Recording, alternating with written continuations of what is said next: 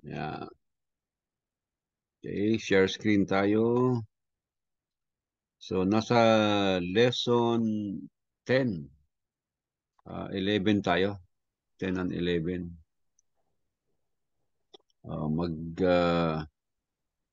Actually, hindi natin tinapos yung lesson 10 nung nakaraan. So, balik tayo ng lesson 10.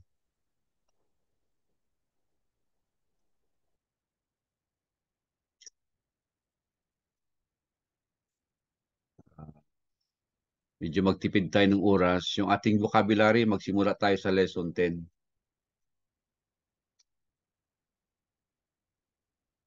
Ay, hindi pa ako pala.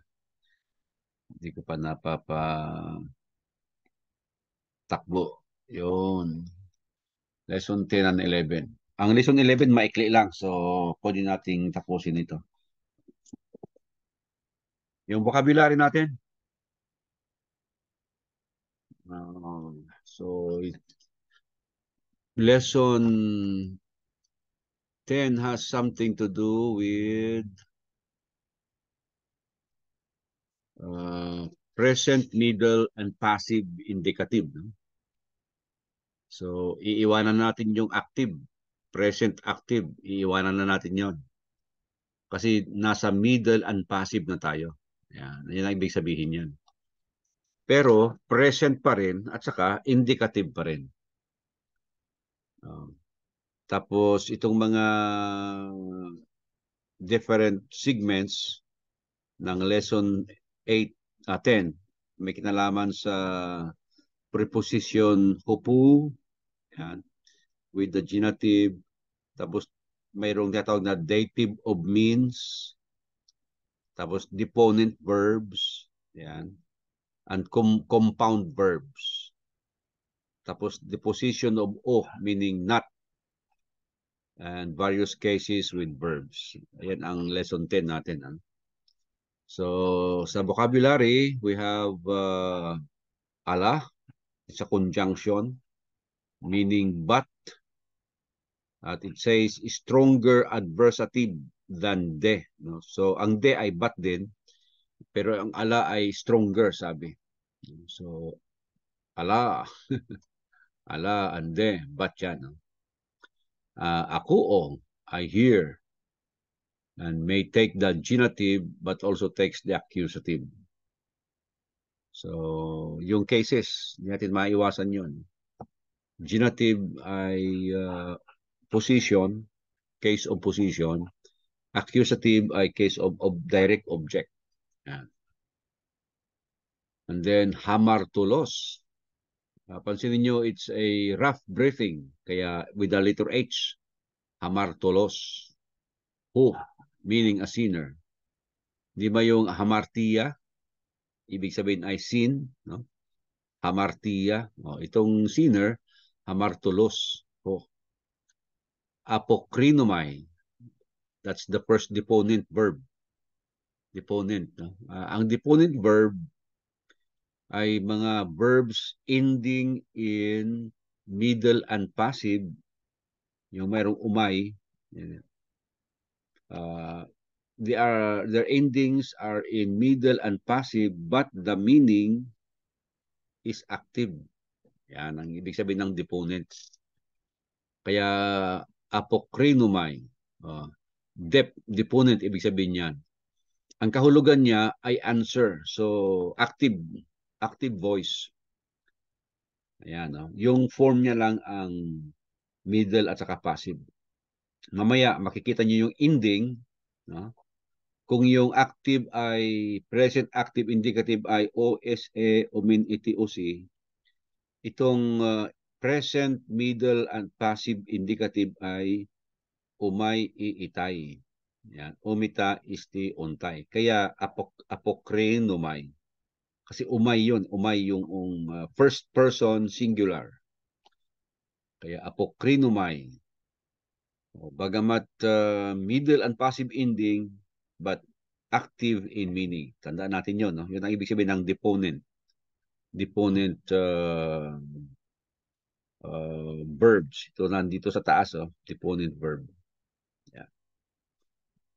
And then, arco, meaning I rule, takes the genitive. Pero kapag middle ang pagkakagamit niya, I begin. I begin ang translation niya. Ginomai, deponent again, no? Umay. Yung umay, that is the first person singular. Ginomai. Deponent, I become. Takes a predicate nominative, not an accusative. Predicate nominative. The erkomai, another deponent. No? The erkomai. Yung actually ito ay combination. No? Ito ay compound, no, not compound verb. Yung preposition na diameter, dinugtong siya sa erkomai. The erkomai. Oh. So, a deponent verb, middle and passive in ending, but active in meaning. So, I go through. Kita niyo yung word na through. No? Kasi yun ang ibig sabihin ng dia. Parang diameter. Doon sa ating, kung ma-imagine nyo yung ating example, no? Yung mayroong circle. Yung dia, parang pinasok niya yung circle, lumusot siya. Parang gano'n. No? So, mayroong word na, may idea ng through.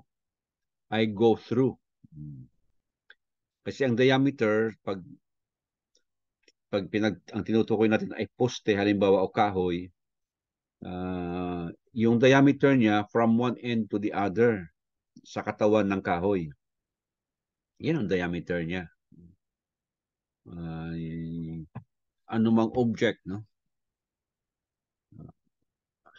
May tubig ba ito? ito yung diameter niya, no? Pag ganun. Kaya go through mula dito sa isang side niya papunta ron sa kabila, that is going through. Kaya diameter, no? Yung perimeter naman, paikot yan, perimeter. Kaya may perimeter wall, paikot. Ngayon, dinugtong siya sa erkomai, kaya I go through. O ito naman, eserkomai. Eserkomai. Yung S, maalala yung S, no? Papasok. Papasok siya doon sa bilog. Ang S. So, may idea ng I go in, I enter. I go, dinugtong mo sa S, into, I go in or I enter. Yan. Pinagdugtong na preposition at saka verb. Ang isa, exercomai. Yung ex naman, palabas. No? Called out. Yung ecclesia. Yan eh. Ecclesia.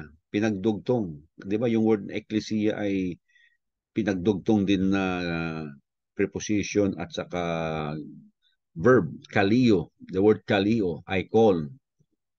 Tapos ek. I call out. O I called out. Ayan. Ito naman, exercomai. So, I go out. Palabas naman siya. Exercomai, papasok. Exercomai, palabas. I go out. Pero ercomai lang, okay, ercomai lang, deponent again, I come, I go. And then hote, merong rough breathing, no? Tama, rough breathing, hote, conjunction, no? That, because. And then ok, before vowels, or oxy, with the idea of xy, before the rough breathing, it means not. O, yan ang not nila. Then, for you, umay, deponent, I go. For you, umay. Hindi ko nakuha yung preposition niya. No? Tapos, zozo. Sozo, I save. And then, hopo. Hopo.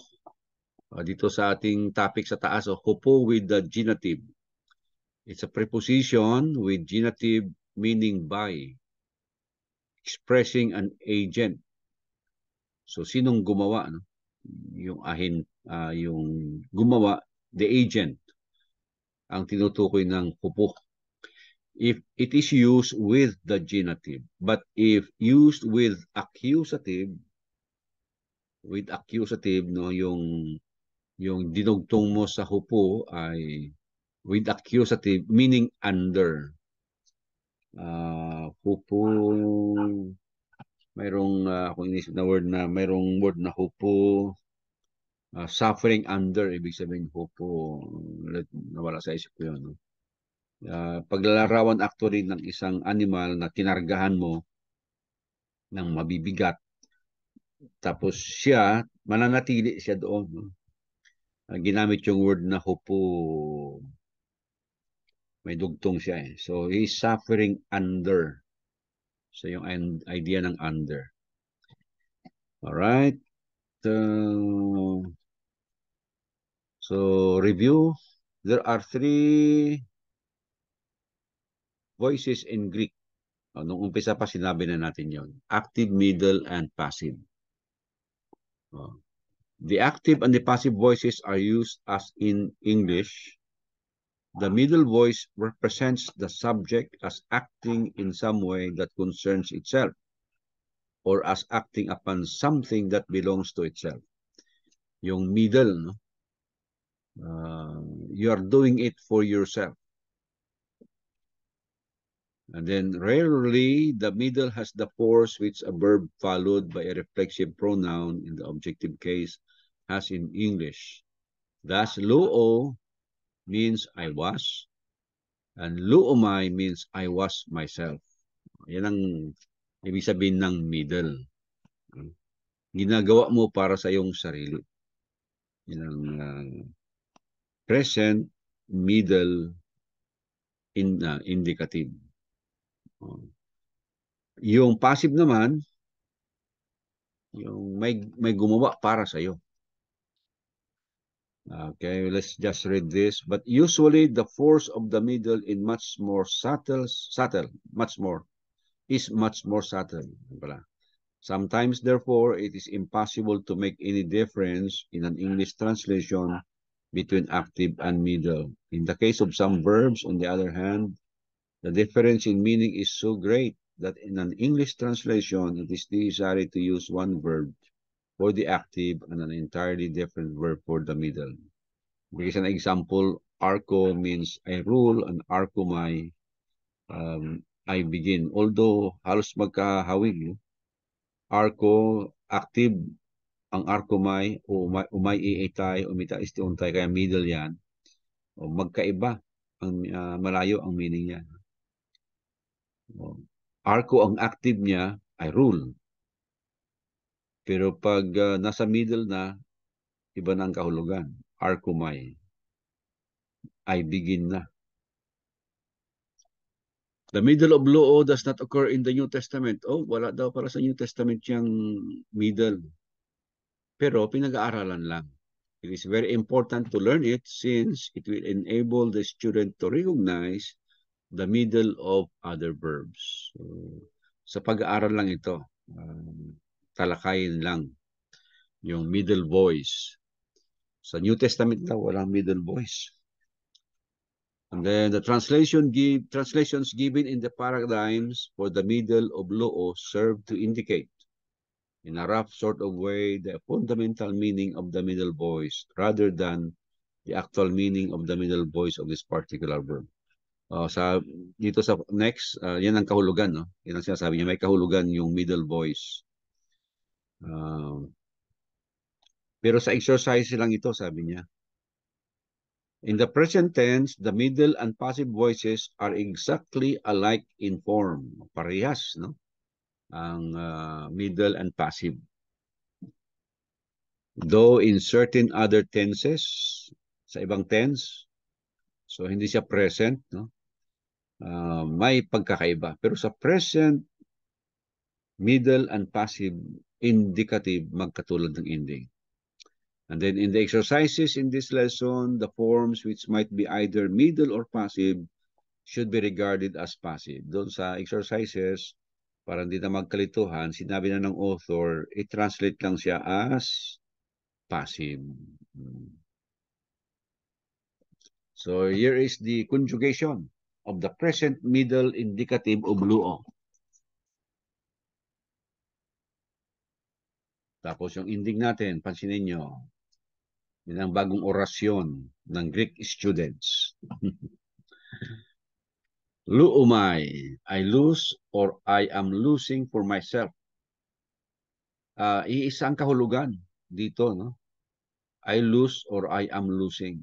Although sa English na pagkakagamit, alam ko may kaunting kaibahan nito eh. Yung tinatawag na present progressive. Nagpapatuloy, I am losing, sabi niya. I lose, present, present tense. Sa English, pag sinabing I am losing, parang going on ang action. Anyway, sa Greek, sabi niya, walang kaibahan. But in translating the middle indicative, you always add the for myself. Kasi middle siya eh. I lose or I'm losing for myself. Laging myself yan or my yourself at saka himself. Yan. So ang ating pag-memorize pababa, no? Luumay, lue, luitay. So luumay, I lose or I'm losing for myself. Lue, thou losest, or you, singular, losest, or art losing for yourself. Ayan. Thyself, Old English kasi. Luitay. He, she, it. He lang ang ginamit niya rito. Pero yan ang ibig sabihin. He, she, it loses or is losing for himself, herself, itself. Para kumpleto. Yan, no? Tapos, luumita. We lose or are losing for ourselves. Loiste. You lose or you, plural, lose or are losing for yourselves. Luuntay. They lose or are losing for themselves. Yan yung ending natin, ganyan yan. Umay A. Yung A, mayroong iota subscript. No? Iota subscript. Hindi lang eta, mayroon siyang iota doon sa ilalim. Yan ang itatawag na iota subscript. May iitay, omita, isti, untay. Dali lang. Yung isa, OSA, umin, iti, osi. To umay, iitay, umita, isti, untay. Okay. Parehas lang na ending ng passive, present, passive, indicative. Ang translation lang na iba. Kasi nga, sa passive, the subject is the receiver of the action. O katulad yan, I am being loosed. Who is being loosed? I. I is the subject. O, kita mo? Siyang tumatanggap ng action. Kaya tinawag siyang passive. Di ba narinig natin na we should be active and not passive. Gumaganon tayo sa ating mga Christian duties. Ibig sabihin, pag active tayo yung gumagawa. Tayo ang gumagawa. Kaya sa golden rule, it's an active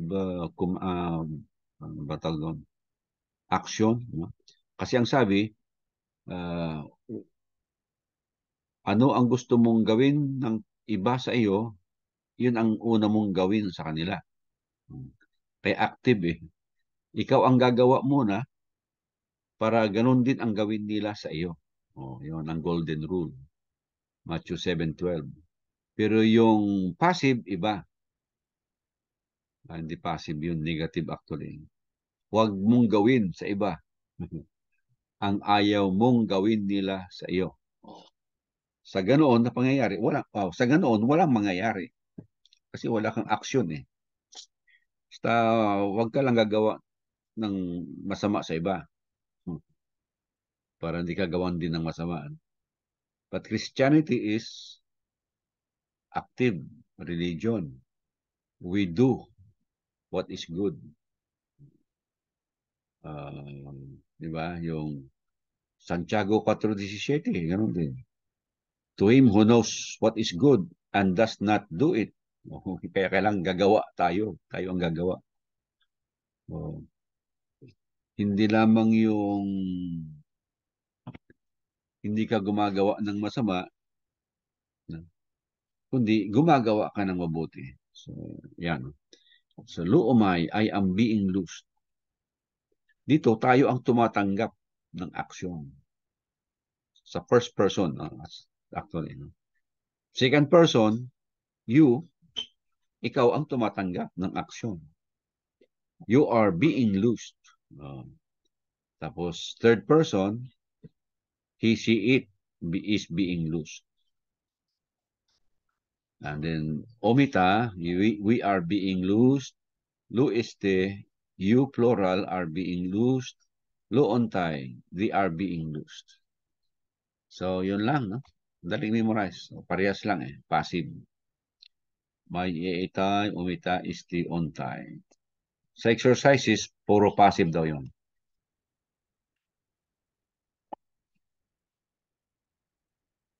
Inulit ko lang yung sinabi rito.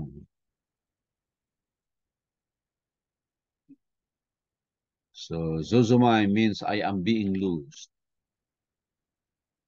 It represents the action as taking place at the present time.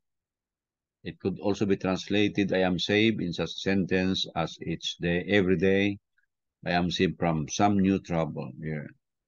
An alternative form for Lue is Lui, but the former seems to be preferred in the New Testament.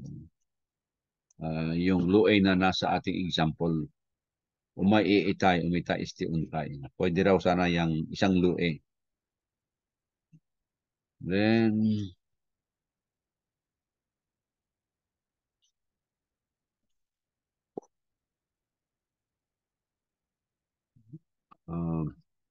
ito, pupu with the genitive. Pupu. So it's a preposition, pupu used with the genitive, which is the possessive case. No? Yung mayroong of, di ba? The Church of Christ. Yan ang genitive. Yan ang pinakapan natin. Guide natin. No? So, ang hupo, pag ginamit mo sa genitive, expresses the agent by which an action is performed. Sino ang gumawa ng aksyon? Yan ang ibig sabihin ng hupo. So, this usage occurs principally with the passive voice. Ginamit ito with the passive voice. Passive, remember, the subject is the receiver of the action. So, example, ho apostolos loe ton dolon, okay, wala pang hupo dyan, means the apostle loses the servant. The apostle, so dito, ang apostle ang kumikilos, the subject. Apostle loses the servant. Pero pag ginamitan siya ng hupo, ho dolos loetay hupo to apostolo, ito na yung hupo with the genitive. Then the meaning would be the servant is being loosed by the apostle. Isa lang ang kahulugan. Diba? Pero itong isa, nasa active. The apostle loses the servant. So yung apostle ang gumagawa. Siya yung nagkakalag. Pinapakawalan niya yung servant sa active voice. But in the passive, pwede mong sabihin, ho dolos lo itay hopo to apostolo. Meaning, the servant is being loosed by the apostle. Apostle pa rin ang gumagawa. pero ginamitan mo ng hupo with the genitive. So the agent of the loosing of the servant is the apostle. And then merong tinatawag na dative of means. Yung dative naman, ito yung indirect object sa ating cases. It answers the question to whom or for whom. Ayan. No? This time, ang isang gamit ng dative ay yung means, paraan.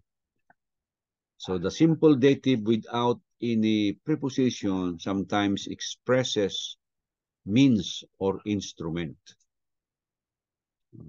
So hindi na pala yung original na gamit niya as indirect object.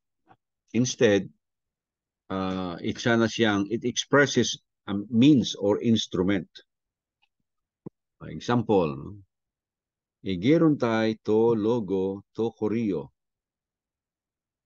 They are being raised up by the word of the Lord. Yung dative dito, to logo to korio.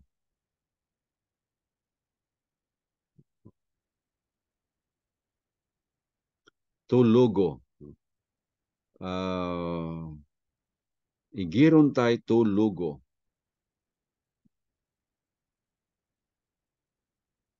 Dative case, since it is a dative of means, ito yung tatawag na means or instrument.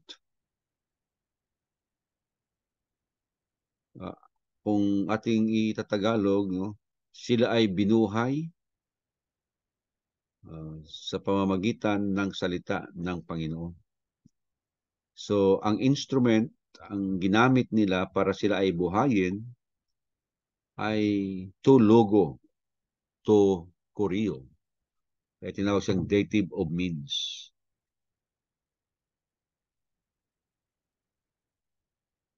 Another one is igiruntay hupo to korio. Yung hupo with the genitive naman ito. Hupo with the genitive. Yung sa before this, yan, hupo with the genitive. So ang igiruntay hupo to korio, they are being raised up by, gumamit ng by, no? By the Lord. Ito walang hupo.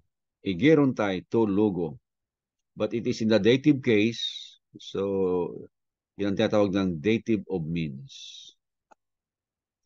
Number 2, argumentos dolos metaton huion auton logois kalois. Argumentos dolos metaton huion. Yan naman, ton huion auton logois kalois. We are leading the servants with their sons with good words. Ano yung means and instrument na ginamit sa pangunguna sa mga alagad? We are leading the servants. Okay? Sa anong paraan? With their sons with good words. It's another way of saying it. Yun ang sinasabi niya. And then we are introduced to deponent verbs. Well, kanina sinabi ko na what are deponent verbs. These are the verbs ending in passive, middle and passive. Ayan. Like for you o my.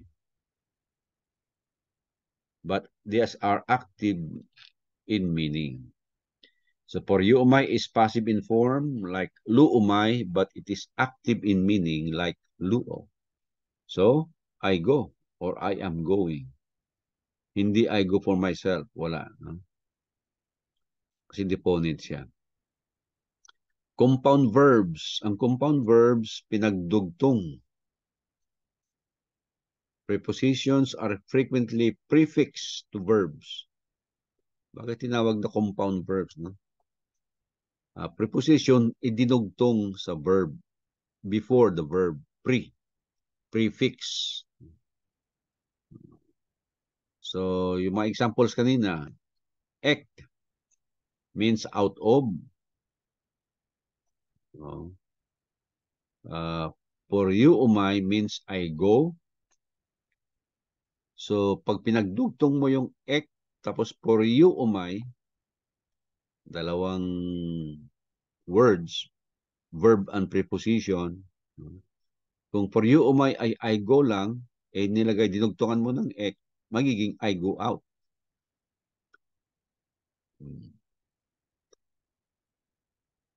But the meaning apokrinomai, I answer, is not easily derived from the meanings of its component parts. Wala. May mga exceptions. So, laging sinasabi, maalala ko sinabi ng author, we learn Greek by observation. Ito, apo. Parang word na apo eh. Preposition din yan. Krinomai, parang pinagdugtong. Pero sabi ng author, hindi pala yan. Hindi pinagdugtong na, hindi yan compound. Ang compound dyan, for you, umay. Ek for you, umay. And then yung position of o, negative. Ang position lang naman, sinasabi lamang, it precedes the word which it negatives. And since in the great majority of cases, the negative in a sentence negatives the verb, the normal place of o or not is immediately before the verb. Yan lang. No? Kaya ang luo, si u before the verb, di I do not lose. Kung wala yung o, I lose. Yung negative, yun ang gamit ng u. I do not lose or I am not losing. O kaya ay luumay. O di lagyan mo lang not yung passive. I am not being loosed. Yun lang ang significance ng o before the verb.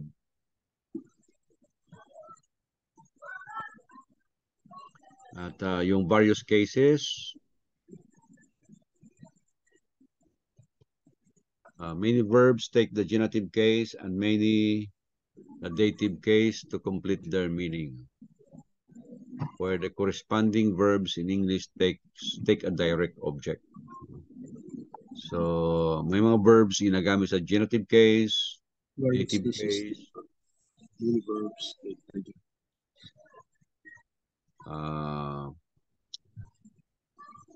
where the corresponding verbs in English take a direct object. Akuo tes phones. I hear the voice, but akuo may also take the accusative. Accusative. Akuo apokrinomai to apostulo. I answer the apostles. The apostle. Ito yung exercises natin.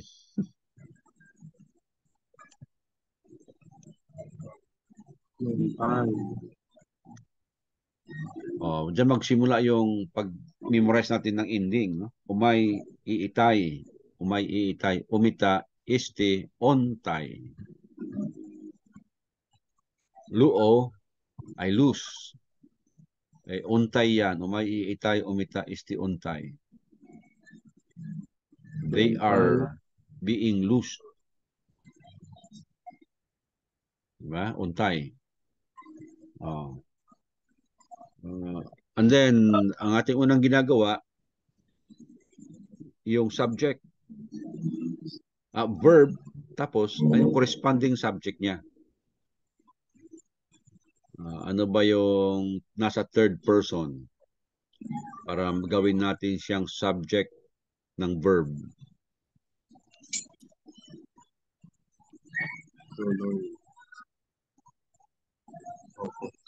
Doloy. Hoy doloy. Diba? The servants. The servants. The servants.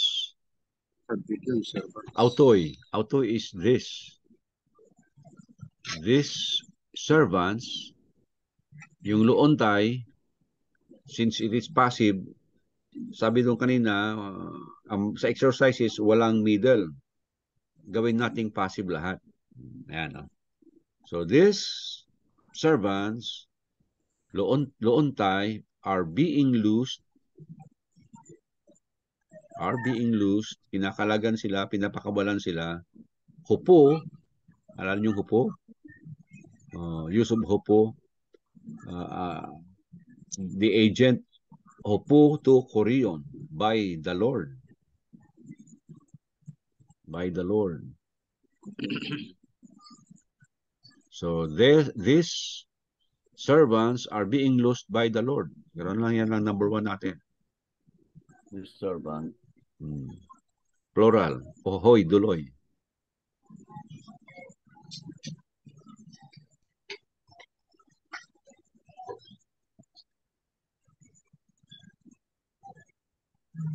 Doon merong hupo, hupo. Itong number 2, the dative case ito. Dative. Ano pagkakasabi? Dali lang. The dative of means. Ayan. Number 2, dative of means. To logo, to korio, agomita, esten eklesian to theo. Verb. Agomita. Umay iitay, omita, istiontay. First person plural. Anong ay yung ago? Dito ako sa para hindi na ako magbukas yan sa hindi ko na ago. Aigo. Ago. Lesson 10. Agomita. Yes. 10.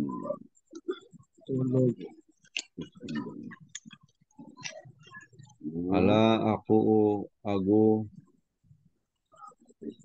Christian to you. Church of God. The Lord. Agomita is 10.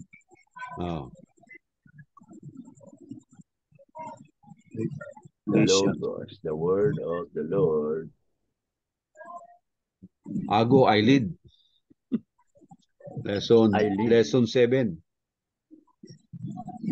Lesson 7. Ago, eyelid.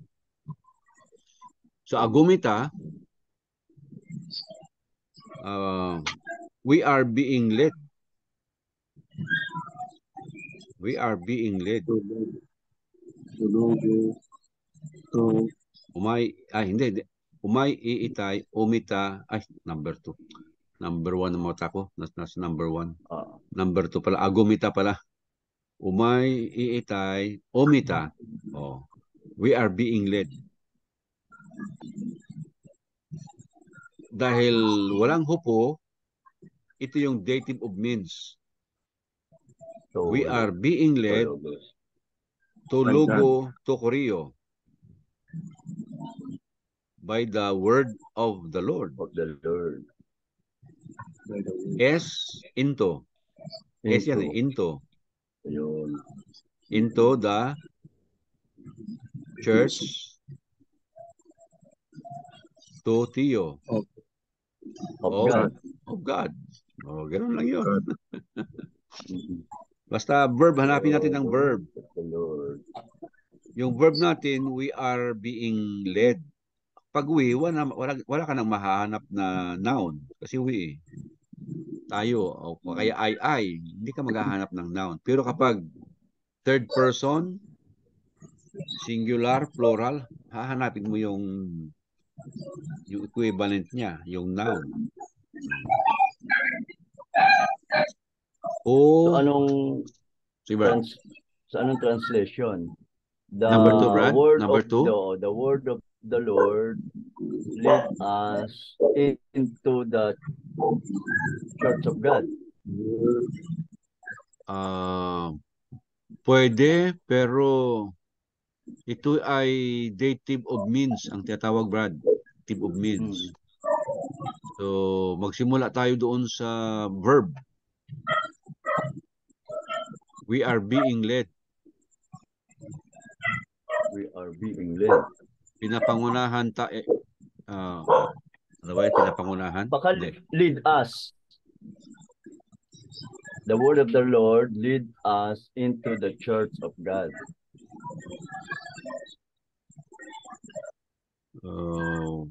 The word. Lead us. Correct. The word of the Lord.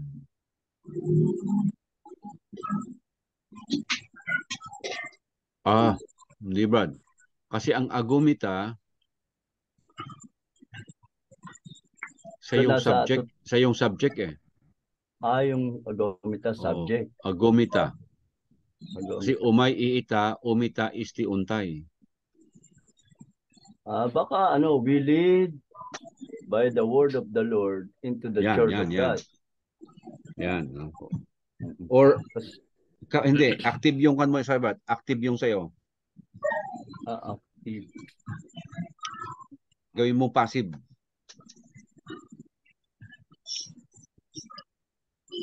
We are being led. Yan ang passive niya. Yan ang passive. We are being led. We are being led by the word of the Lord into the church. We are being led.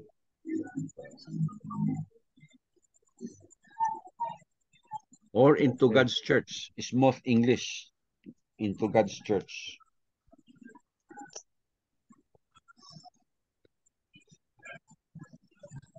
Sinulat ko lahat yung Greek na yun magmula 1 hanggang 14 eh.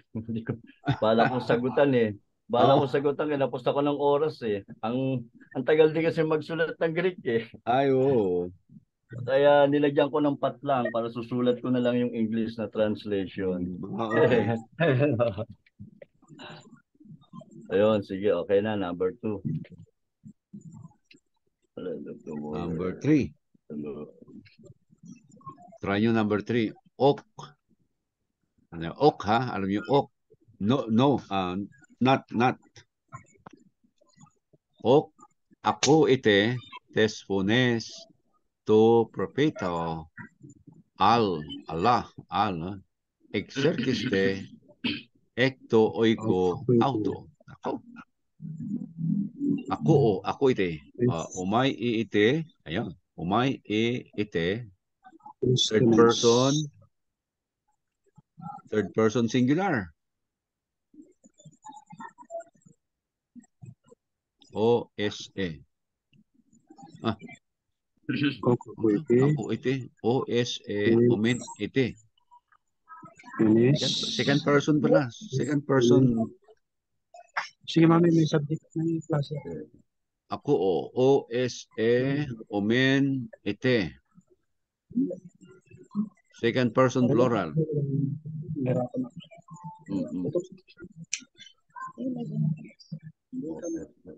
Second person plural. So, you hear sana yan eh. You hear sana. Ako I hear. I hear. Pero mayroong I do not hear. You do not hear. You do not hear the voice of the prophets, of the prophet.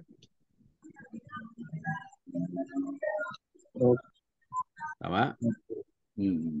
You do not hear the voice of the prophet or the prophet's voice. Pwede rin. Smooth English, no? You do not hear the voice of the prophet, but exerciste. Saan galing yan? Exercumay? Exercumay. Exerciste. Umay iitay. Omita este. Este. Diba? Umay iitay. Omita este. Second person plural. Second person plural. Passive. At iserkumai. It's from the word iserkumai, meaning I go out.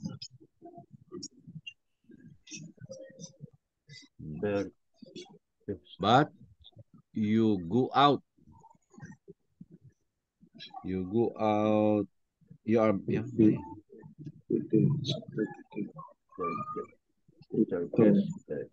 But you go out.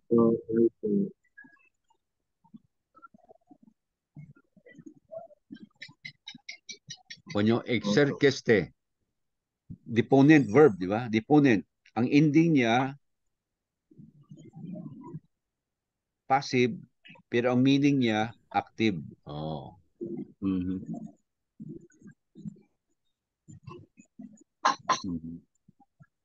So, hindi yan go out for yourself.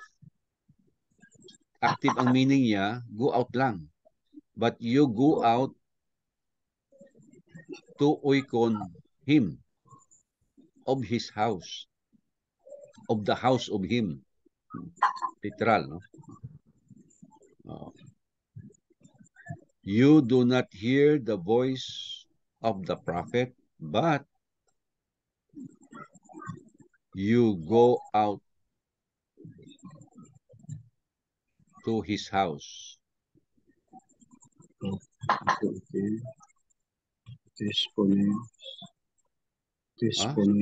You go out to hindi yung to ikon. Hindi kuan, hindi to. Accusative yung to eh. You go out of his house. Of. Kasi nasa kuan siya, nasa genitive case siya. Oh. Final, number 3. You do not hear the voice of the prophet, but you go out of his house. Oh. Number 4, to logo. Gusto ko mag-proceed tayo ng kuan. Hindi natin tapusin ito. Mag-proceed tayo ng lesson 11. Pero pag mayroon na kayong sample, pwede nyo nang gawin yung iba. To logo, auto, to korio, geneske, matitay, auto. Verb, geneske, may iitay, omita, este, ontay. Second person, plural. From the word ginao. Tama ba ako? Ginumay. From the word ginumay. Ayan, ginumay. Oh. Ginumay means I become.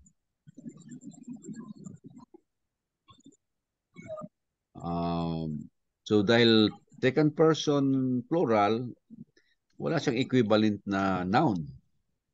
Kasi ibig sabihin niyan, geneste, you become. Ginumay, I become. You become matitay. What is matitay? Matitay, disciple. No? You become disciple of him.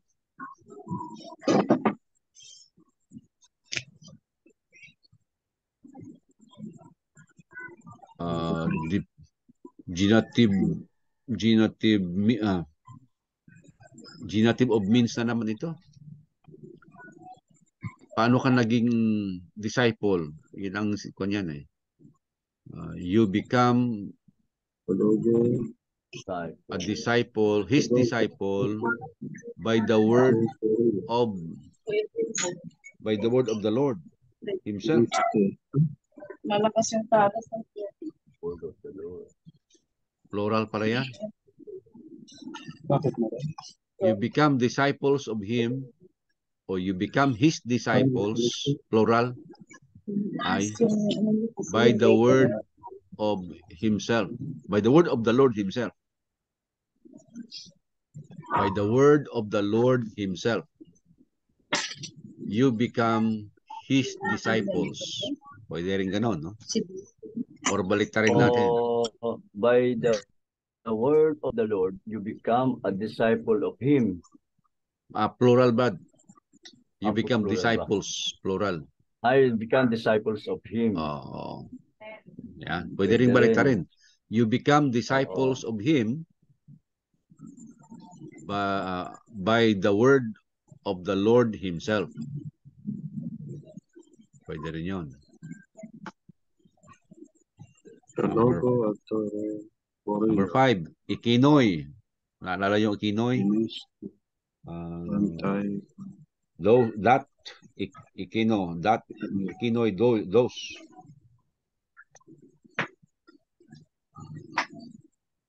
Ikinoy, hoy agatoy, didaskaloy.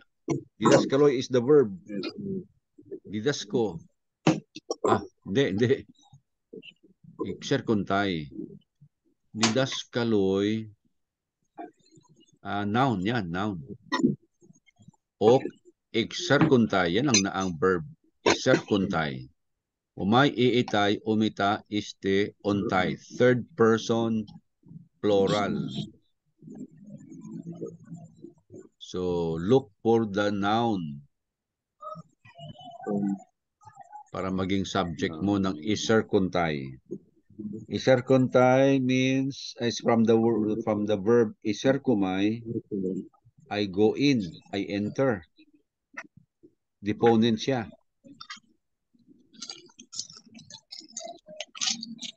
Passive in form, active in meaning. Hoy agatoy didaskaloy. Didaskaloy, anong didasko?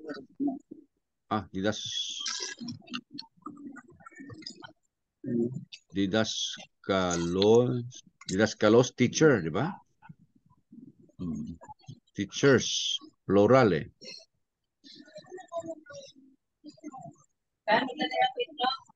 Hoy agatoy, the good. The good teachers, plural eh.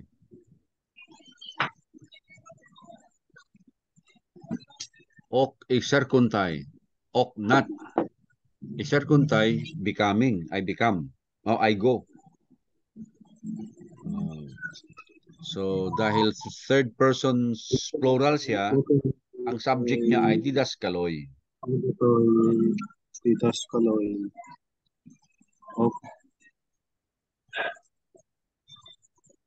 Tapos meron tayong, naging complicated eh. Meron tayong adjective. Agatoy is an adjective describing didaskaloy. Diba?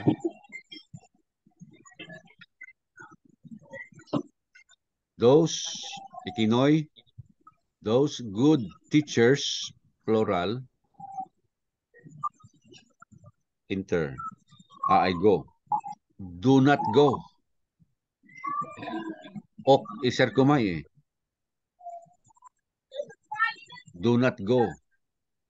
Estos oikos. Into the house. Di ba? Into the house. Ton hamartulon. Ano yung hamartulon? Hamartulos, a sinner. Nasa genitive plural siya. Into the house of the sinners. The good teachers do not enter into the house of sinners.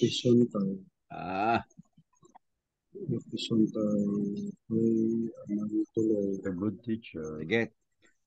Proceed tayo. Lesson 11. Meron na kayong guide dyan sa translation. Sige. Vocabulary. Ito, pinalakyan ko yung vocabulary kasi maliliit. But in lesson 11, ito na. Iiwanan natin yung indicative.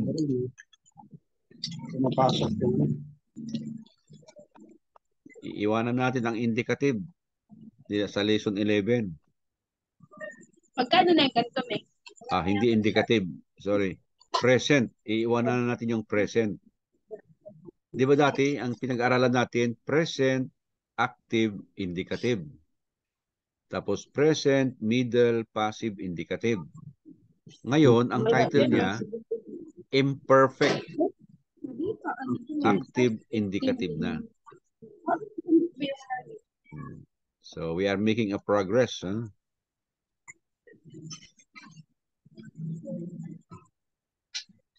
Nakakuha na tayo. Lesson 11 na tayo. Tingnan natin kung hanggang saan tayo aabot. hanggang kaya. Mahaba-habang pag-aaral to. Kaya iba, may Greek 1 at saka Greek 2 eh.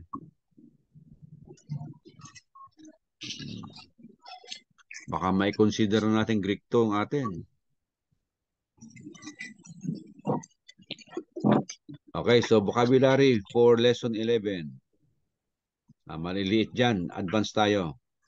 Yan. Aero, take up, I take away. Aeronautic. Baka yun ang ibig sabihin ng aeroplano, no? Aeroplano. Di ba? I take up eh. Aeroplano. Pwede. Aero techniques. Aero, ano ba yung mga ginagamit na wood na aero?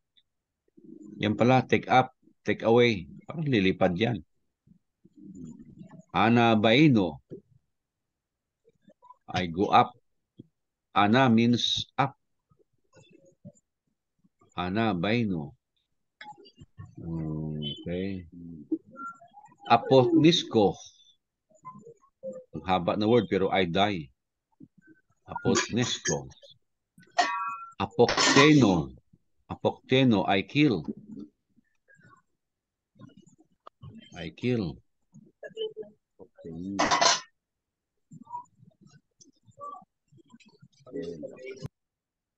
Tapos, apostelo. I send. Mayroong another word, Greek word for I send. Pimpo. The general word for send. Anong kaibahan nila? Apostelo means I send with a commission. Kaya dyan ang galing yung word na apostle. I send with a commission. Apostelo. That's the verb form, apostelo.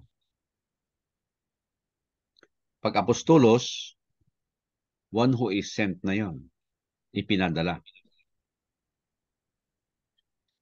Mayroong another word for I send, pimpo, walang mission yon. Artos, who? A piece of bread, a loaf, or bread. Artos. Next word is baino. I go. The simple verb does not occur in the New Testament, but the compounds with various prepositions are exceedingly common. Yung baino lang, wala daw. Pero ana baino, meron. Ana baino, I go up. Pero baino lang, I go. Estio. Estio, akorecita. Estio, I eat. I eat.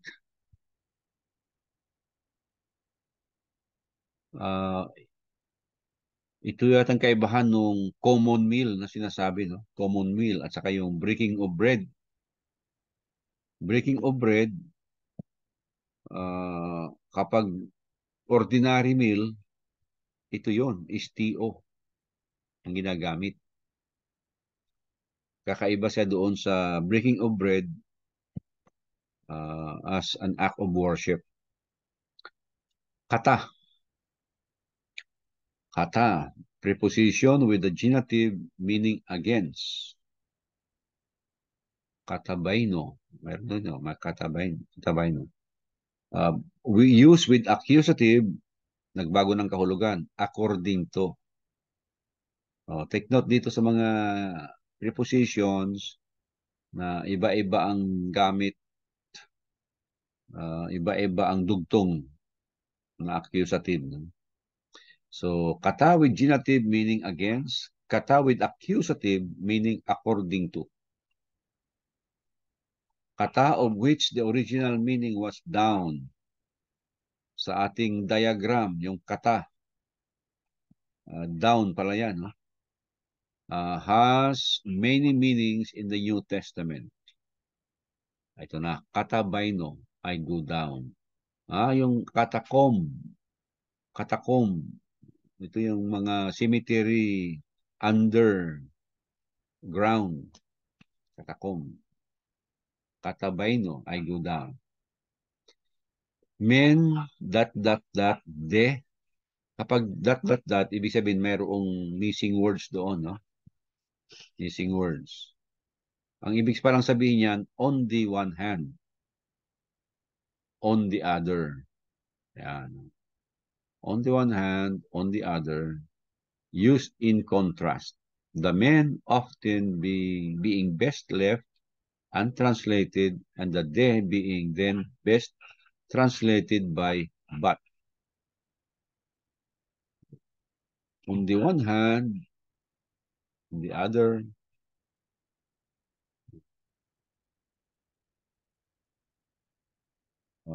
the de being then best translated by but. Yan. Men on the one hand or on the other, tapos but, ano nang translation yan? Okete. Pansin niyo yung ok, meaning not. Pag okete, adverb, no longer. O para. With the genitive from. From. With the dative, beside. Parabole. Diyan galing yung na parabole. Throw aside. Balo, bole, di ba? Balo, I throw. Parabole, I throw beside. Or it could be in the presence of. The presence of. With accusative alongside of. Para lambano, I receive, I take along. And then soon, another preposition with dative with, a close synonym of meta with genitive. Soon, preposition din yan. Kaya yung sunago, I gather together. I gather together. And then tote, an adverb. Then.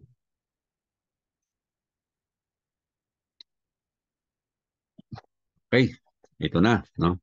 About imperfect active indicative. In present time, there is no special form of the verb in Greek to indicate continued action. There is no distinction in Greek between I lose and I am losing. Ito yung sinasabi ko kanina.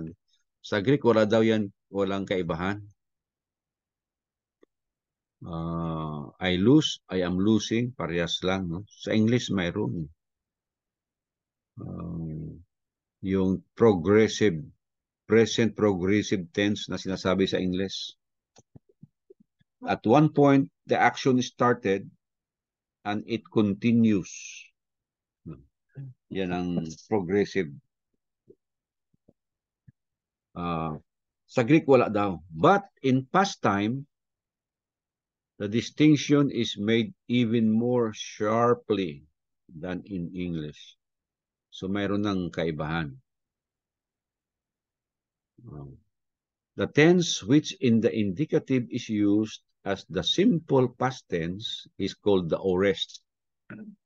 Yung past tense na sinasabi ko, aorist ang tawag sa Greek. Past tense yun. No? Lesson 14. Pero ang imperfect tense, ito na. The tense which denotes continued action in past time is called the imperfect. Ano ibig sabihin yan? No? Nagsimula sa nakaraan, nagpatuloy at nahinto noong nakaraan. So, progressive siya. No? Nagsimula, nagpatuloy at huminto. Yun ang idea ng imperfect.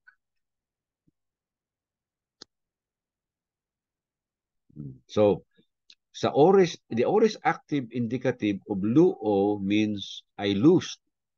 Etc. No? I lose, you lose, he, she, it loses. Whereas the imperfect active indicative, so imperfect na, tandaan nyo, hindi na siya present. No? Imperfect active indicative means I was losing. Yung present, I lose.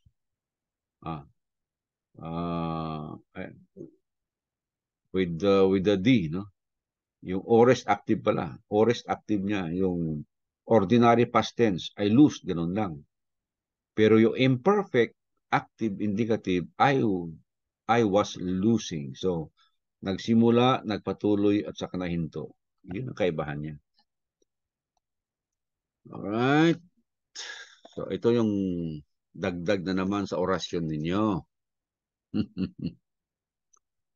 Remember, O-S-E, omin iti o-si, umay iitay, umita isti untay. Ngayon, on-S-E, omin iti on. Pa plus, mayroong tinatawag na augment epsilon. Napansin nyo yung ating example, luo, di ba dati luo lang yan? Luo, lois, loe, loimin, loiti, losi. Ngayon, bago lambda, mayroong epsilon. Yan tinatawag na augment. At yan ang palatandaan na past tense yun. Past tense yung verb. Kapag mayroon siyang augment. Kaya, ang pag-memorize, isipin nyo, mayroong augment, E, epsilon, tapos on SE, omin iti on. Oh. Yan ang conjugation niya. So, iluon, I was losing. Again, ang meaning niya, no? Sa nakaraan, in the past, nagsimula ka, nagpatuloy, at nahinto. In the past yon. I was losing. Ilues, you singular was losing. Ilue, take note of the movable no. Meron nilalagay close open parenthesis, open close parenthesis, no. Kasi kung sinusundan niya ay nagsisimula sa vowel, nilalagyan ng movable no ang tawag niya. So, he, she, it was losing. Plural, iluumen, we were losing. Iluite, you, plural, were losing. Iluon, they were losing. Napansin nyo magkatulad ang first person at saka third person, plural. First person, singular, and third person, plural. Magkatulad o on, iluon. Now, sabi ng author, paano yan kung pagta-translate na natin? Sabi niya, context daw, context. So, the imperfect indicative, like the indicative of the other secondary tenses, places an augment at the beginning of the stem of the verb. O, yung sinasabi ko kanina, augment. Yung letter epsilon. Kapag imperfect na or past, pag pinag-uusapan, mayroong augment, letter sigma. In verbs,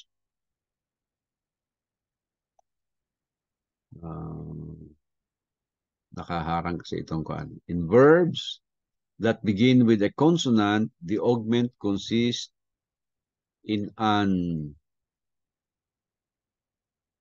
ano yan? Prefix to the stem. Nagbabago. Hindi na. In verbs that begin with a consonant, the augment consists an epsilon pala to. In an epsilon prefix to the stem. So, yung example, luo. Ang prefix niya, iluon. I was losing. Igenoskon. I was knowing. Next, in verbs that begin with a vowel, ito tandaan natin, kapag vowel naman ang verb, the augment consists in the lengthening of that vowel. Pinapahaba niya yung vowel. For example, no? Egero, the imperfect of egero. Egero, I raise. I raise o I raise up. So, nagsisimula sa vowel, yung verb. Yung epsilon mo, magiging long vowel siya. So, it becomes eta. Becomes eta. So, egeron. Egeron. Yan ang nangyayari. Kapag vowel, pag consonant, dagdagan mo lang ng epsilon. Pero pag vowel, pinapahaba niya yung vowel. Ako o. Eko, ekoon. Airo.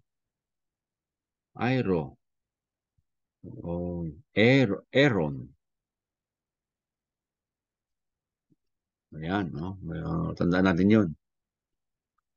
Laging may augment. Yun na yun. Augment of compound verbs. Compound, remember, pinagdugtong na dalawang words. Preposition plus verb. What happens kapag yung verb mo ay compound? Paano na yung augment na epsilon? Ito nangyayari. The augment comes after the preposition and before the stem. Ganoon lang, no? So, ano ba yung ating mga example? Ayan, sa baba, ekbalo. Ekbalo. Medyo mahirap yan. Apektino.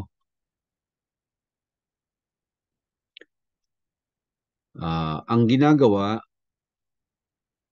if the preposition ends with a vowel, preposition, no? That vowel is usually dropped both before a verb that begins with a vowel and before the augment.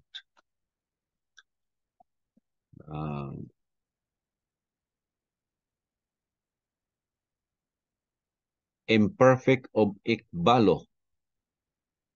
Ekbalo. Two words yan. Ek at saka balo. Di ba? Ek, out of, balo. So, throughout. Ang rule ay, the augment is after the preposition and before the verb.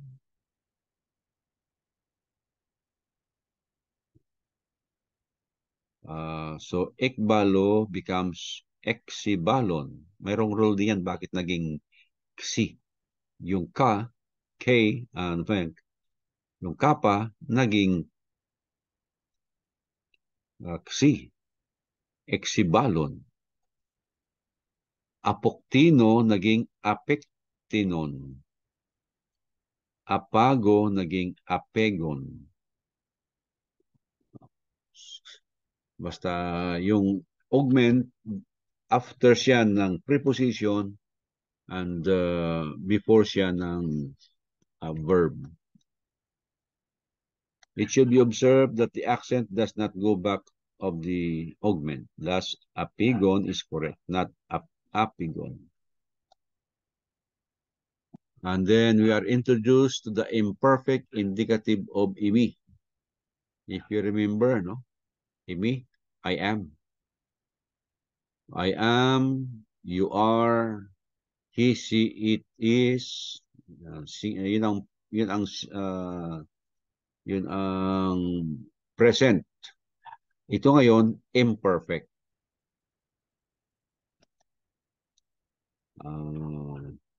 So maganda siguro, no? Isulat nyo ng hiwalay yung I am, tapos kumpletuhin first, second, third person, singular, plural. Ito naman ang imperfect niya. Amen, I was, as, thou was, you, singular, was. No.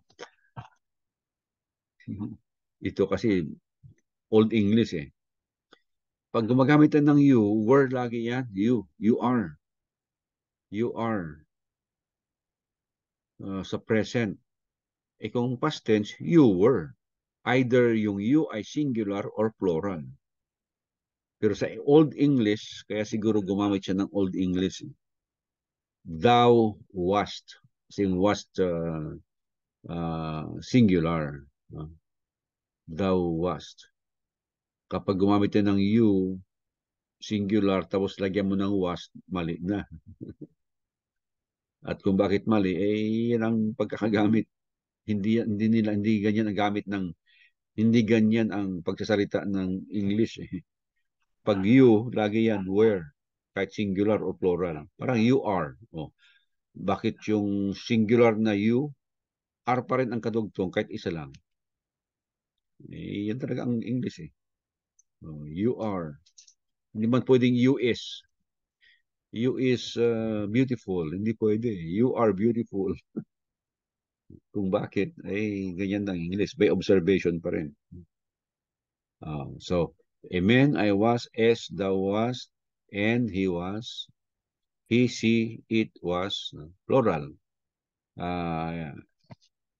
Kung gaano mo kan. Amen, we were, ete, ye were, esan, they were. Memorization. Ayun na yun.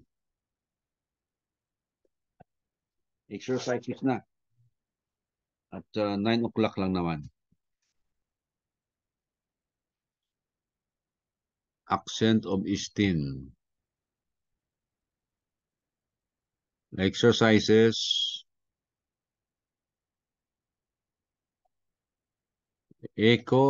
Ekos men test phones auto in ikinais tais imirais non de okete ako omen autes.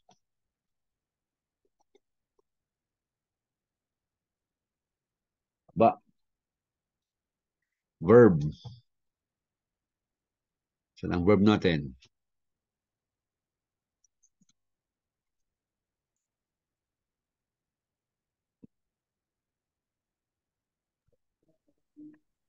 Ikaw, omen. Tama. Omen ete omita iste onte ontay. Pero parang panto ah. On SA omen iti on. Hindi OSA omen iti OC. Hindi. Bakit? Kasi mayroong augment. Napansin niyo yung augment niya? Di ba from the word ako o yan? Ako o. Ako o. Ako o, which means ako o. I hear. Ako o, I hear. Pero yung alpha, sa rule kanina na binasa ko, pinapahaba niya. Pag naglagay ka ng epsilon, instead na dagdag mo epsilon, yung alpha ay vowel. Kung consonant, idagdag mo lang yung epsilon. Pero kung vowel, pinapahaba niya yung vowel. So instead of ako umen, naging ko umen. Iko umen. Yan. So, kung agad yan, tawag ito. Application agad nung nasa lesson natin. Iko umen. So, iko umen means OSA umen iti. See. Imperfect, active, indicative, second person. We were hearing. We were hearing. Naririnig namin. O narinig namin. Anong naririnig natin? Tespones. The voice. Auto of him. The voice of him. In ikinais tais emerais. In those Emiras days. In those days. Tama, in those days. Emira is days. Day. No? Noon. But. But.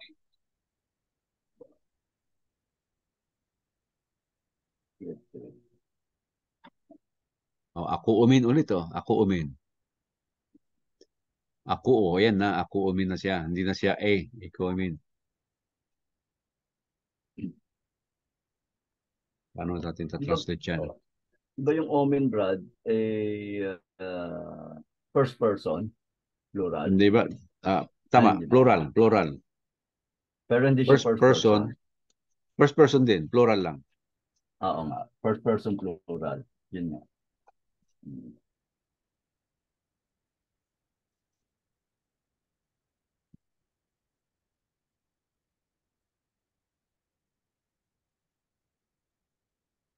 But, ako umin, we hear,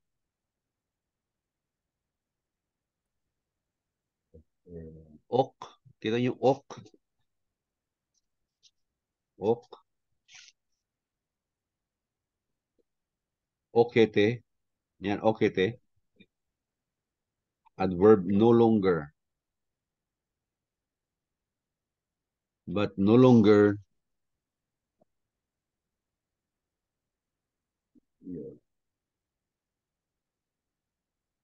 Nun.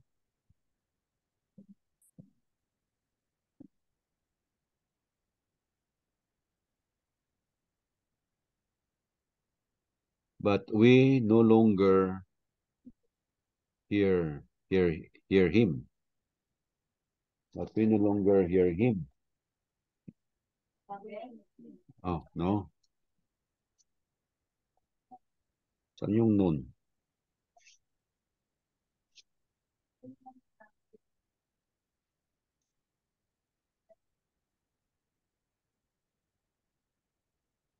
Saan galing yung nun? Ayan, now. Now. Nun, now pala yan. But now, tama, but now, noon de, before, we hear the voice of him in those days. But now, we no longer hear it. Noon ay no longer. Okete, noon pala ay now. Okete, no longer. Oh. Ako umin. We hear. Eh, merong okete, no longer. Now, but now, binabaliktad, but now, no longer we hear it. Literal translation.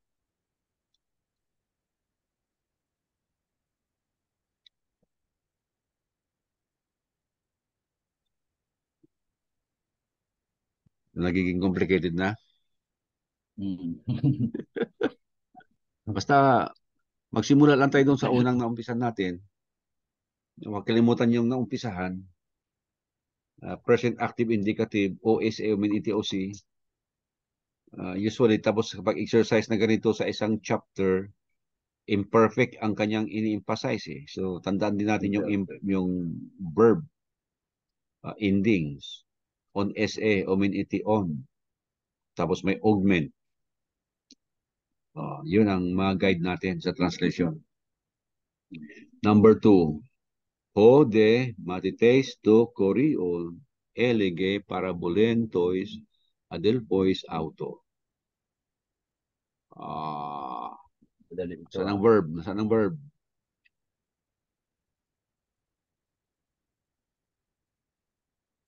Saan ang verb? Lege. Elege. Tama, elege. Ending. Anong person? Um, On SE, omin iti on. Kuha na.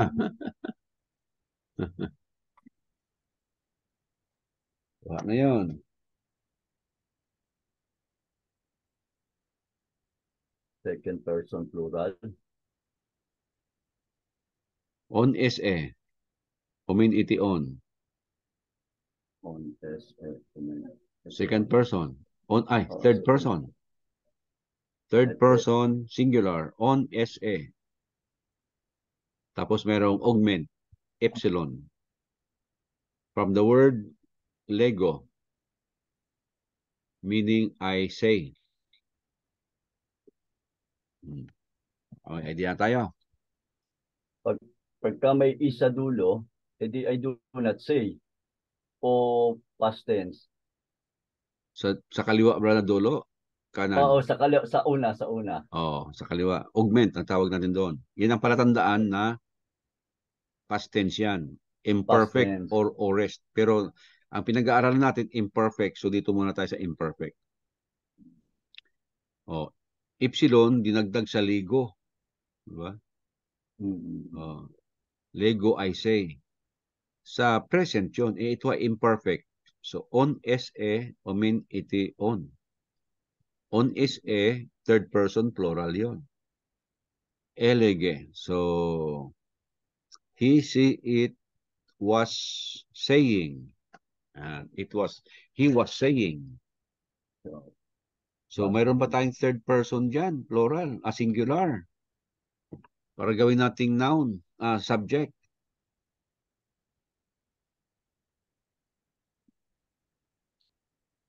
Matites. Marites. Maalala nyo si Matites, feminine in form, masculine in meaning. Disciple, meaning. Disciple yan. But the disciple of the Lord, singular, tama. Third person, was saying. Lego, was saying. Imperfect. Anong saying niya? Parabolen. Tois adelpois auto. Was saying parables of the brothers of him. Literal translation. Meaning, or parable of his brothers. Kuha nyo? But the disciple of the Lord was saying parables of the brothers of him, of his brothers. Apektenon hoi doloi ta tekna sun tois matitais. Verb.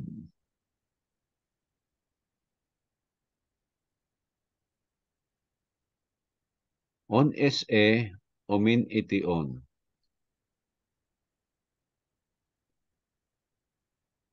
On SE, omin iti on. Dalawa yung on singular, first person singular or third person plural. Pero depende yan sa context. Kung mayroong plural diyan, ang subject gawin nating plural, third person plural. Pero apektinon, okay? Hanapin natin ang ibig sabihin ng apektinon. Apektinon. Sa vocabulary natin, apektinon.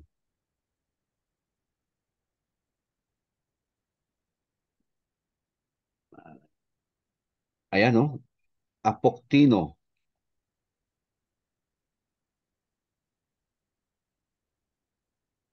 Apoktino. I kill. Bakit naging apektinon?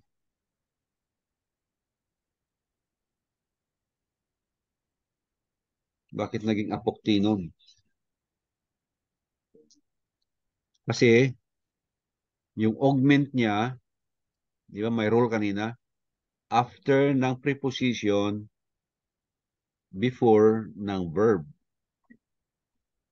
Nasa gitna-gitna inilagay. Oh, apoktino sana yan eh. A compound verb, ang tawag dyan, compound verb.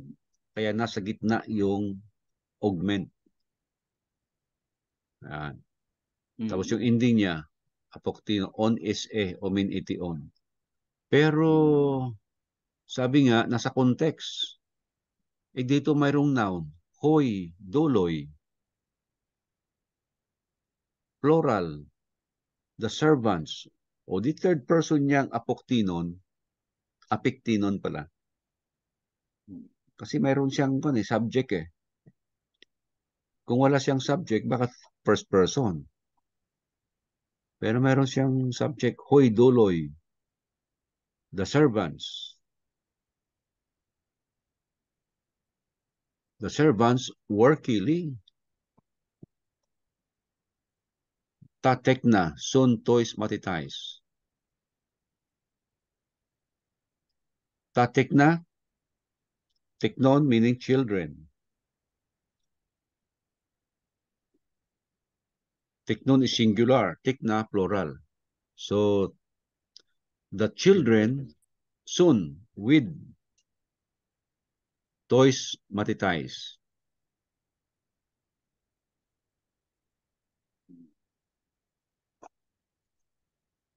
With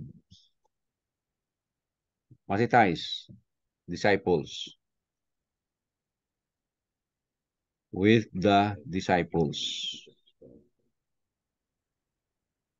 Alam ko, kasi lalo na ito, ngayon nyo lang kasi nabasa yung vocabulary ng lesson 11. Siyempre. Tapos wala kayong libro na katulad ko. Kasi bumabalik ako doon sa vocabulary eh. Bumabalik ako, no? Kayo, hindi nyo mabalikan kasi nasa control ko yung nasa control ko yung Kaya page. binabalik natin, Brad. Ganon. So, kaya hindi nyo ako, babalik ako doon sa vocabulary para may translate ko yung word. Oh. Complicated. Apoktenon. Ibig sabihin, Brad, apoktenon pala yan. Oh. Dahil yung nasa gitna yung niya, naging E. Nakatae. Tama, apok. Compound verb, ang tawag yan. Compound, pinagdugtong. Compound verb. Compound verb. Kaya preposition plus verb. Pag ganoon, yung augment na sinasabi natin na epsilon, nandun sa gitna. Take note, kapag the verb starts with consonant, just add epsilon. But if it starts with vowel, pinapahaba niya yung vowel from alpha to eta. Kapag compound verb, nasa gitna siya.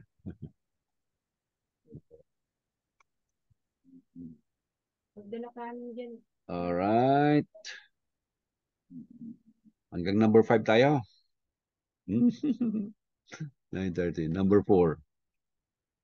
Ayan na naman. Tute, men. Tute. Tute. Saan na yung tute? Tute, then. Ang ibig sabihin ng ibig sabihin ng then, tute. Then,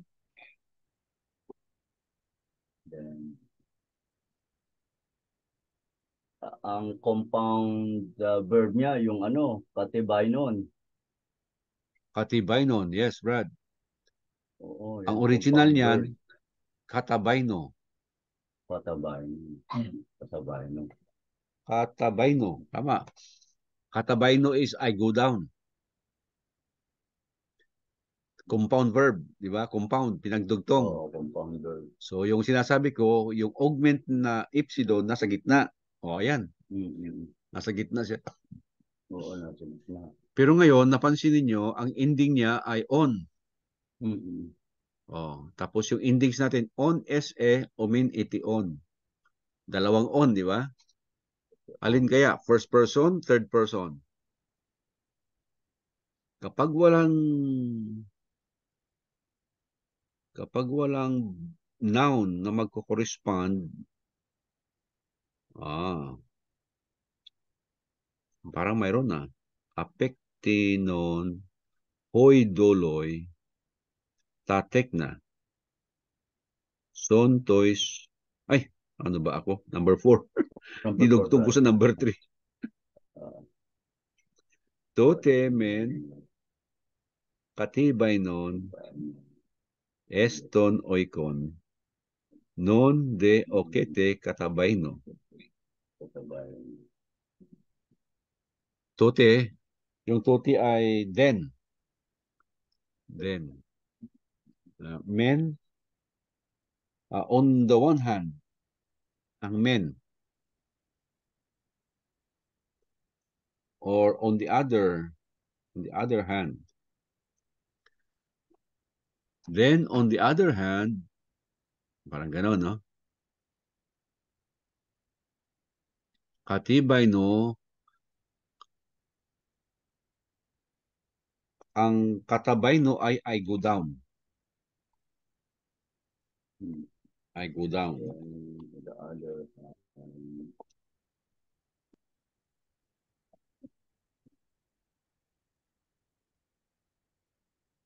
but plural siya, brad.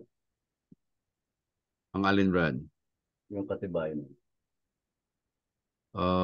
Pwedeng plural, pwedeng singular, first person. Pero, pero, Walang ibang walang ibang noun. So yan ay first person. Kung katulad sa number 3, mayroon kasing nouns number 3, hoy duloy. Kaya third person plural siya. Pero dito, walang noun na iba. First person. So first person ito. Ano nga ulit, Brad, yung ano? Katibay no, I go down. Katibay nun. Pero dahil imperfect, katibay nun. Was. I was going down.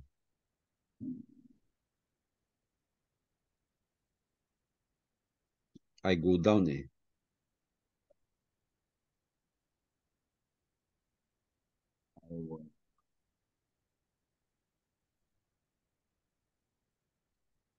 Tote, then. Tote. Then, on the other hand, men. Pang men on the other hand. Then, on the other hand, I was going down.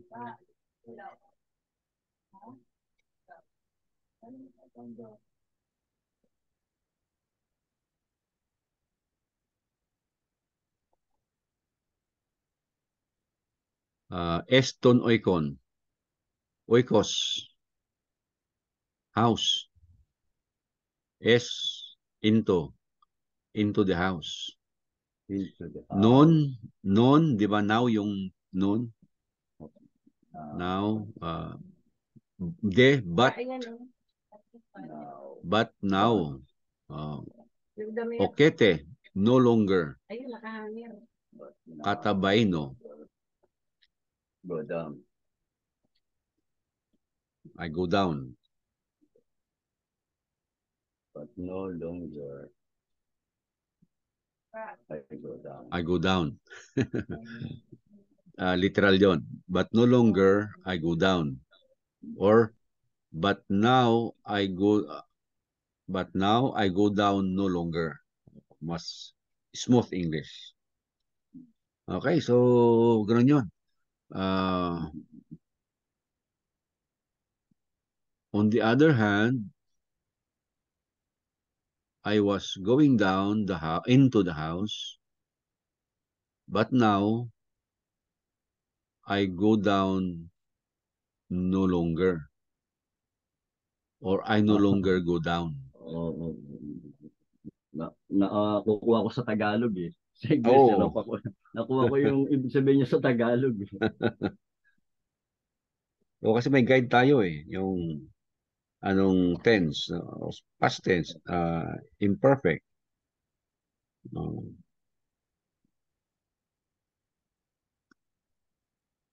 Nako, number 5. Last, lambano. Pero may dagdag, parilambano. Para lambano yan, para lambano. Para lambano is, I receive, I take along. At hindi para lambano yan, pare. Parilambanite. Oo, parilambanite. Aba, parilambanite. Parilambanite. On se, omen iti on. Omen iti on. So, second person, plural. Of the word paralambano. Paralambano means I receive, I take along.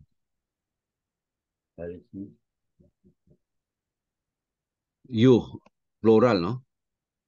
Tun, arton, bread.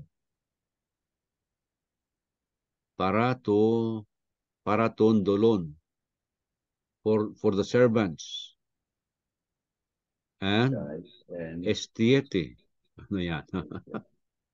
O este, iti, on. Yung ite. So, kung na naman yan, second person plural. Pero bakit estiete? Kasi imperfect. On se, iti, on eh. Imperfect tense ya. Now, take note, yung vowel nagsisimula, pag nilagyan mo ng augment, napoprolong. Humaba, naging eta. So, anong pinanggalingan na word yan? Estete, istio. Ano, istio, I eat. So, yung epsilon, dinagdagan mo ng isang augment, humaba, naging eta. Yan, kaya, estiete. Istiete. Oh. Ang istiete ay nahulugan ay it yung istio, no? You were eating. On se, omin iti. You were eating. So, parilambanite,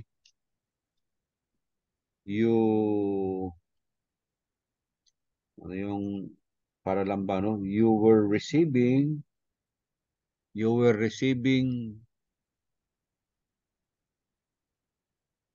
bread. You were receiving the bread.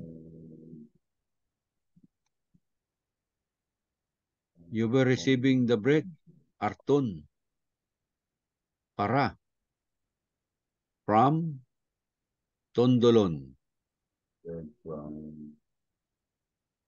From the servants.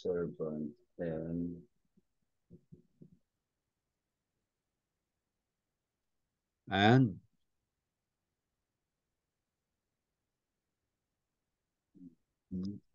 you are eating it. And you are eating, di ba? You were eating. Oh, you were eating. Kasi imperfect eh. You were eating. And you were eating it.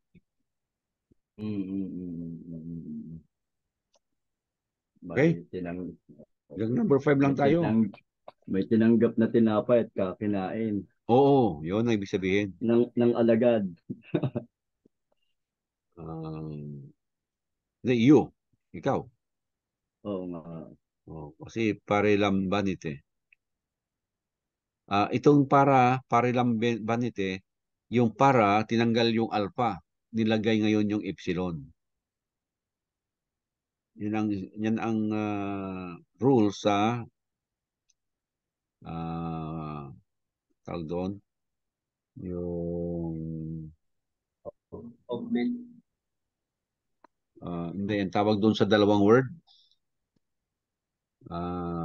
compound verbs. Compound verb. Yung compound parilambanite, tinanggal yung alpha, nilagay yung epsilon. Kaya lambanite. Yung ending, yung ending ang tingnan natin, on SE, umin ite. So pag nakakita kayo ng verb na may ite or ending, that is your guide. Imperfect yan. Ganon, imperfect. At dahil imperfect siya, mayroon siyang augment. So alam niyo na yung augment. Kapag vowel, kapag consonant, dagdagan lang ng epsilon. Kapag vowel, pinapahaba, lengthen. Kapag compound, inilalagay sa gitna. Ganoon lang. Kaya nung makita ko yung STAT, on SE, umin ite. Alam ko, kanyan, imperfect yan, ite. So, tingnan ko sa kaliwa, oy, eta. Pinapahaba ng augment yung vowel. Di suspect ko niyan. Epsilon yan. Dinagdagan ng isang epsilon kaya naging eta. Tama, no? Kaya galing pala siya sa istio. I eat. Istieti, you were eating. Yung auton, eating it, nagkukuhan siya doon sa arton. Arton, auton. Kita nyo? Yung tinutukoy niya na auton, it, yung arton. Kita nyo, ton, arton, the bread.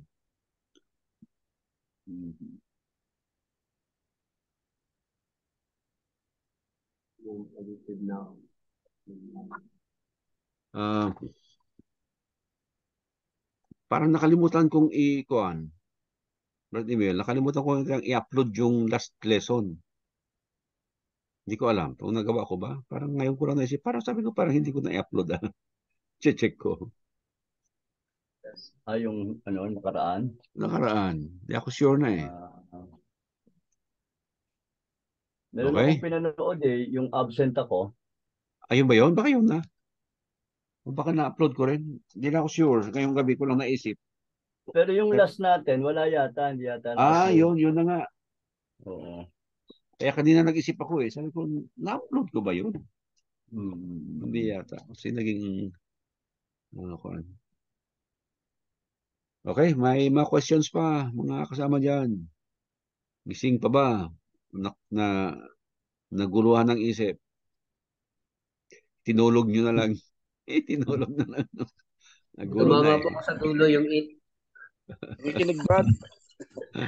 Tumama ako sa dulo yung it. Mga matitibay na lang pala natira Taga lang. Walang atrasan. Mabubuhay yan. Si Brother Bert, hindi nagising ng maaga. Andyan ba siya? Hindi ko nakikita eh. Siya nakapag-refresh ngayon. Tapos na ito sa Brad, hindi na siya, wala na siyang time. Sabi niya, nabang pa siya bakasyon. Tapos na siguro yung bakasyon. September na siya magtuturo daw. Ano ba itong kwan ko? Itutuloy natin yan, Brad. Susunod yung exercises. Para may sulat ko na rin. At pwede subukan nyo. sige, Hanggang 1 to 5 tayo ngayon eh. Alam ko may karugtong yan, Brad yung 11. Meron yan. ko lang. Yan lang. Ayan o. Ayan. Ayun, okay nga. Screenshot ko na. Ayan.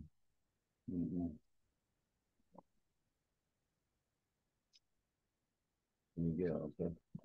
These servants was saying these words against them. Nakakalibang mag-translate pero takes time ba? Kasi mag-iisip ka eh. Pero nakakalibang. Nakakatuwa na maunawaan mo siya ba? May translate mo later on. Kailangan talaga may nakareading vocabulary. In your case, na ngayon nyo lang mabasa yung vocabulary ng lesson 11, tapos wala pa kayong hard copy, hindi nyo mabalikan na ito yung ano yung kahulugan dito, ganon. So, mahirap. Mabuti kung makontrol nyo ba, maibalik nyo na ganyan. Ibalik nyo ganyan. Oo nga. Hindi eh. May naisulat ako din. Kaya lang ko, konti pa lang. Nasa ilang lesson pa lang itong naisulat ko eh. Very late na yung lesson na notebook ko eh. Mm. Kala ko yung ituturo na Hebrew, Brad. Hebrew language din, Brad. Yung pala ako. Wala akong background. Si Brother Bert, meron yan eh. Bert Tupas. Saka yung si Brother Mapalo, si Tommy. Siya ang nagturo ng Hebrew kay Brother Tanikala. Yun ang Naturuan usapan kami nila eh. Kikita sila sa McDo. Sa Baguio, makikita sila sa McDo. Pag McDohin siya ni Brother Tanikala, tapos tinuturuan siya ng Hebrew. Ganon yung style nila. Naturuan kami ng 2 araw eh, ni Brother Bunyat. Kaya lang very basic eh. Nung mahal na araw ba yun? Oo. Nung kami sa Nabalita mo sa akin yan eh. Pangasinan. Baka kung lang, letters muna. Ano lang, mga letters lang, saka konting pagbasa. Hmm. Yun lang. Meron sa YouTube din? Nagturo pala sa kanya noon si Bravo ba yun, yung matanda. Yung pinakamatandang Bravo. Siguro nga. Kasi kanyan eh. May masteral yun sa ECU. Sa Abilin. Pinakita niya nga sa akin yung notebook eh. Mukhang luma na yung notebook eh.